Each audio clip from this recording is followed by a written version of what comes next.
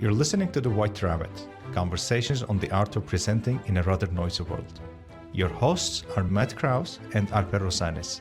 Matt helps leaders of international companies speak, write, and present with confidence. Alper is a communications trainer and a startup investor with a diverse portfolio of companies in Barcelona. If you like this podcast, please share it with friends and colleagues. Now, on to Matt and Alper for today's conversation. Alper, you have an article that you wrote recently where you were comparing the four big tools, the four most common tools that people use for designing their slides. And if I remember correctly, the four most common tools are PowerPoint, of course, PowerPoint, Keynote, Canva, and Google Slides, not necessarily in that order. Is that correct? Were those the four? Yeah, that's what I wrote about them. Okay, so let's dive right in. What's the first thing on your mind when comparing these things?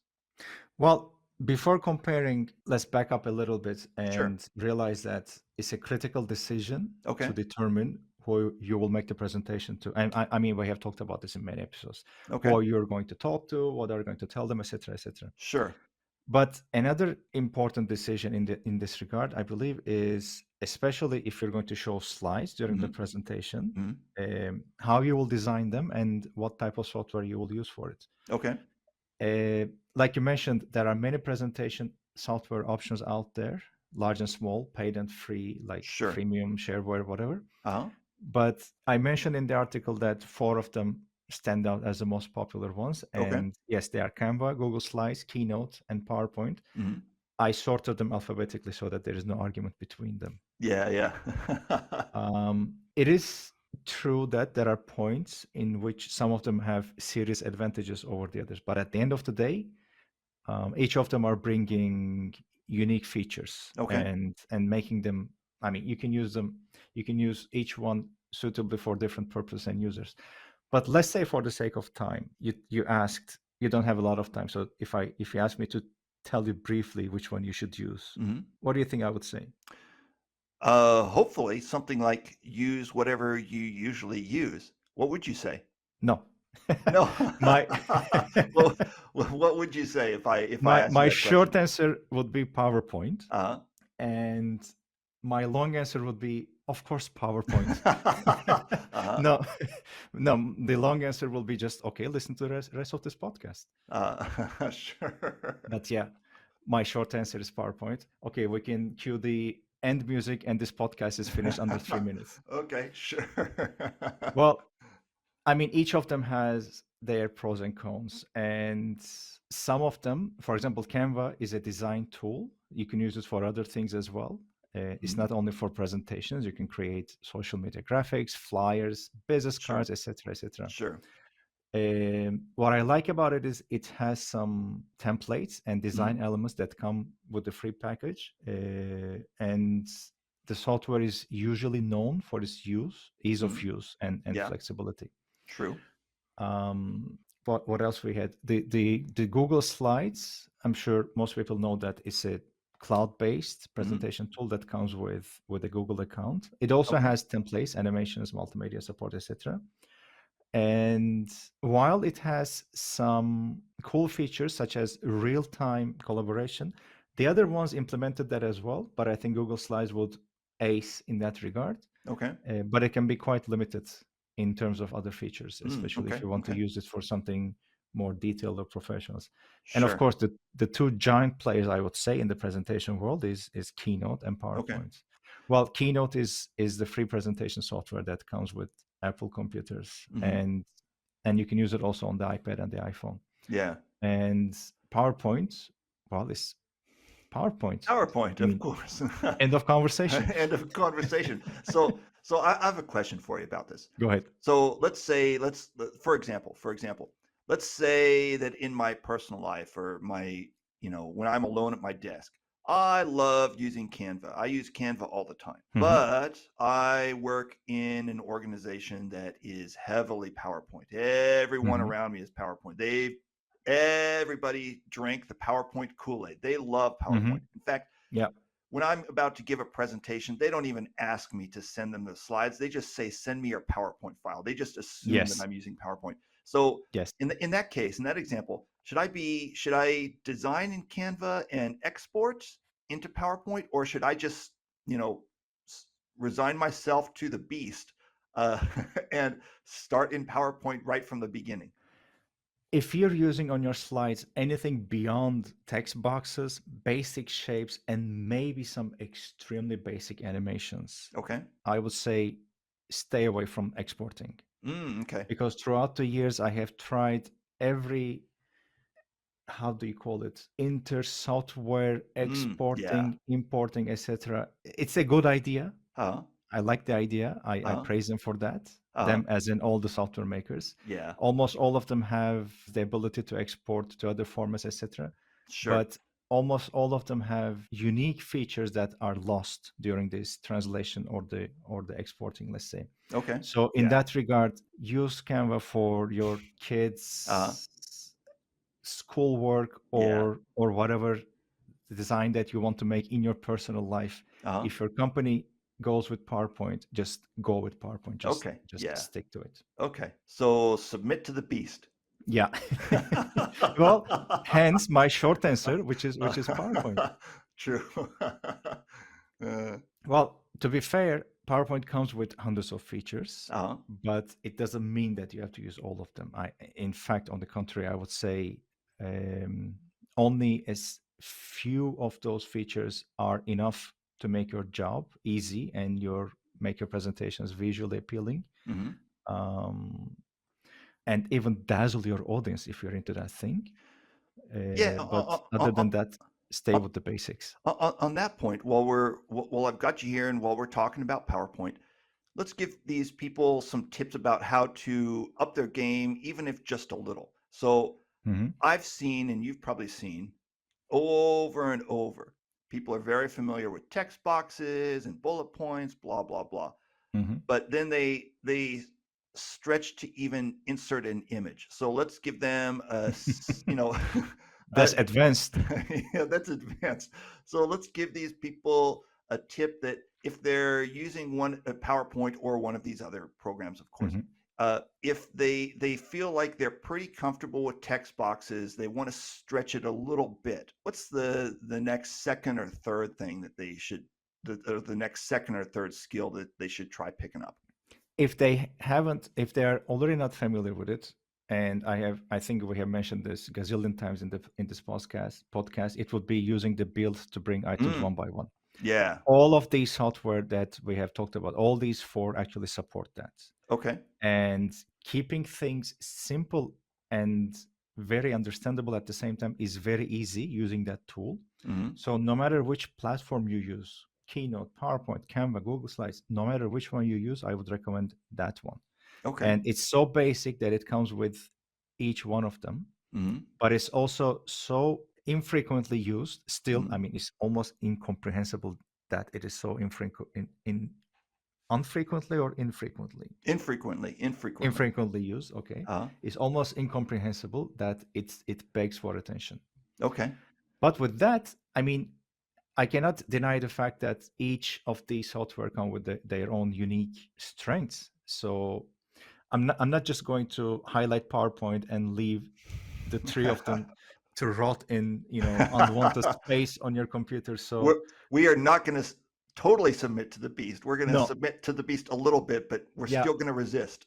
yeah, and we're not going to go down without a fight. That's for Uh, sure. okay, so tell me about these others. What advantages do they have? Well, let me start with Keynote. Uh-huh. I think visually it's the most appealing and most, I would say, well, there was a time when, before Microsoft 365, there was a hmm time when if you were going to run a presentation at a big event Yeah, with a huge screen, I'm talking meters across maybe, yeah, and especially if you're using videos, you would not use PowerPoint.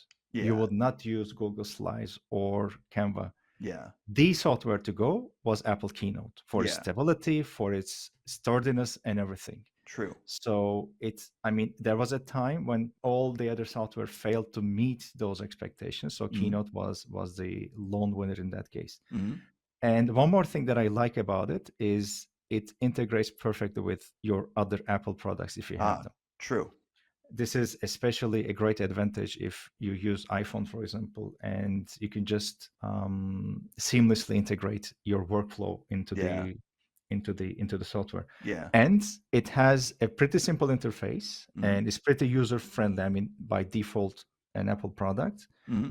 So the learning curve for Keynote is pretty low. Okay. It's pretty counterintuitive, no, intuitive, and even for beginners, I mean, it's very easy to pick up the software. Okay. You don't see hundreds of menus or sub menus like in Yeah. PowerPoint, Yeah. but it comes with the biggest restriction, which is the platform restriction. You cannot use it on a PC, you cannot Mm, use it on an Android phone, as far as I know. true. So it's not suitable for Windows or Android users. Okay. And Google Slides, I get a lot of people asking me these days, what are the Hmm. advantages of Google Slides? So let's talk about that a little bit. The Yeah. advantages of Google Slides. I had mentioned that one of the biggest advantages was the online collaboration, which Mhm. other software also offer now, but I have seen that the real-time collaboration works pretty good on Google, Okay. and it's free. You True. don't have to pay for it. If you have a Yeah. Google account, you can start using it right away. Yeah. And if you don't have a Google account, just tell me where you Just live and take me yeah. with you. Wait, is there anyone who doesn't have a Google account? Yeah, yeah. I want to know. I want to get to know you. Yeah. Maybe there's somebody on Mars. Yeah. But at the end of the day, it is limited in Mhm. the features of design that it provides. Okay. So you're not going to be able to express your artistic side to your fullest potential, I believe, True. with that. True. True. And one thing that is a deal breaker for me is actually the offline access or the lack of it.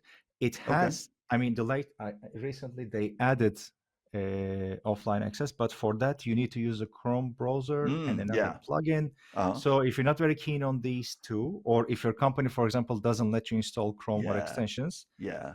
you will be missing out the offline features. Good point. Good point. And then, Now oh, go ahead. Go ahead. we throw several punches at Canva, so Yeah. let's. Let's talk about some of the advantages. Yeah, I'm a premium subscriber, by the way. I like using the software. I just don't Yeah. use it for presentations. Yeah. Go for it. Um, it has a lot of visual richness. I mean, Uh-huh. you can create visually stunning presentations, and apart from presentations, you can create visually stunning almost anything Hmm. because it has a lot of templates, a lot of graphical elements.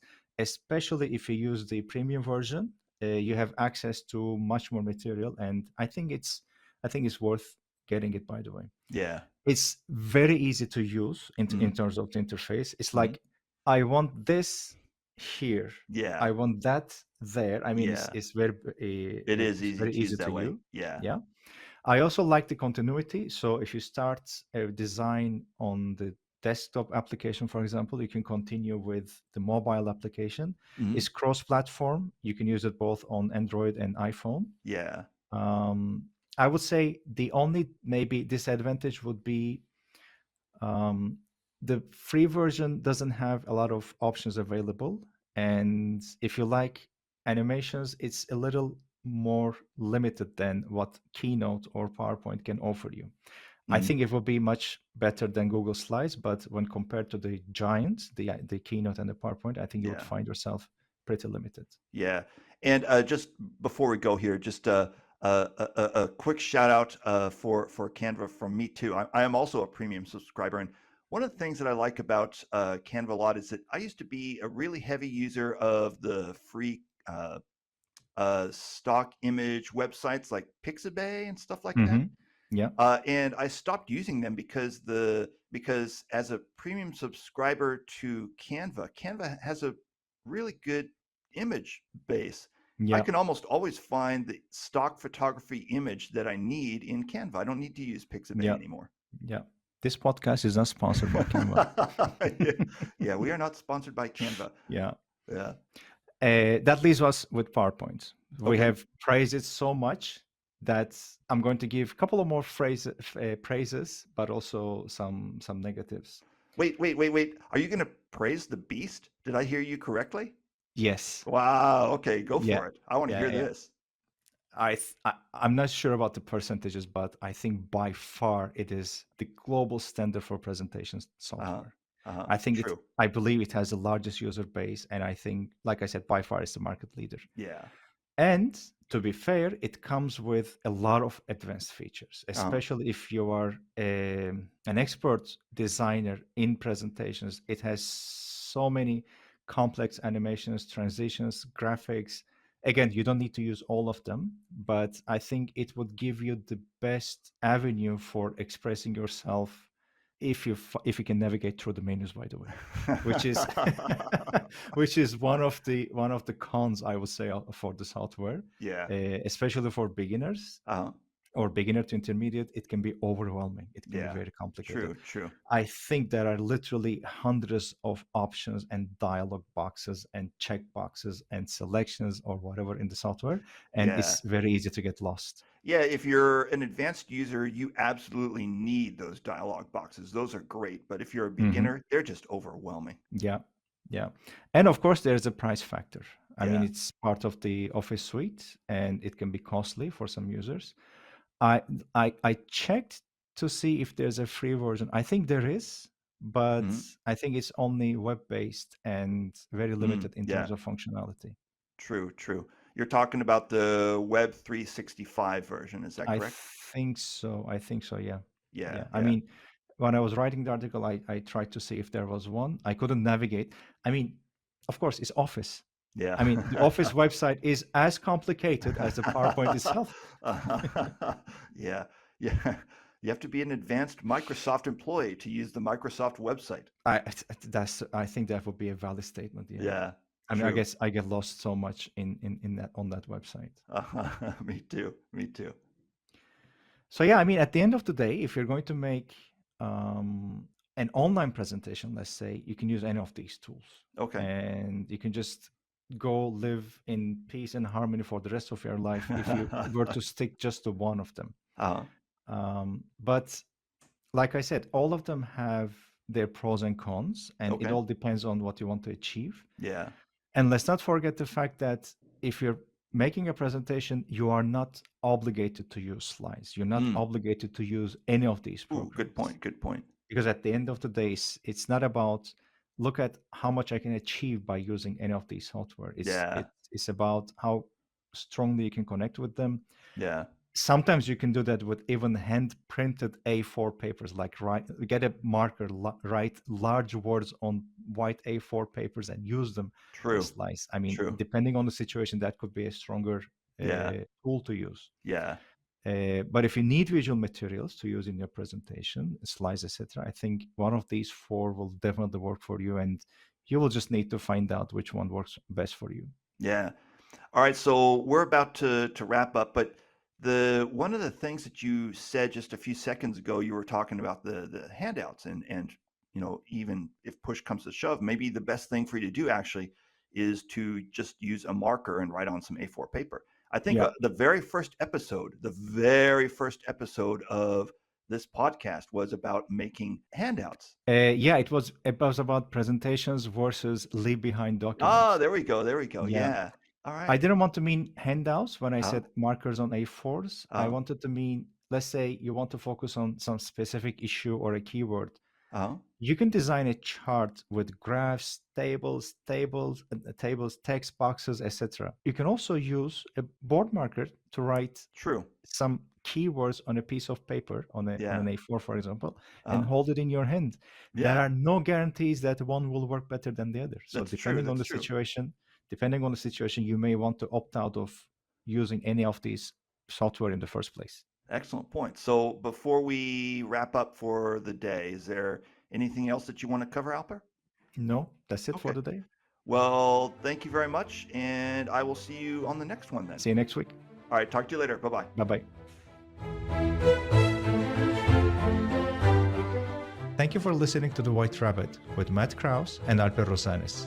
You can subscribe to the podcast on Spotify, iTunes, or through your favorite feed.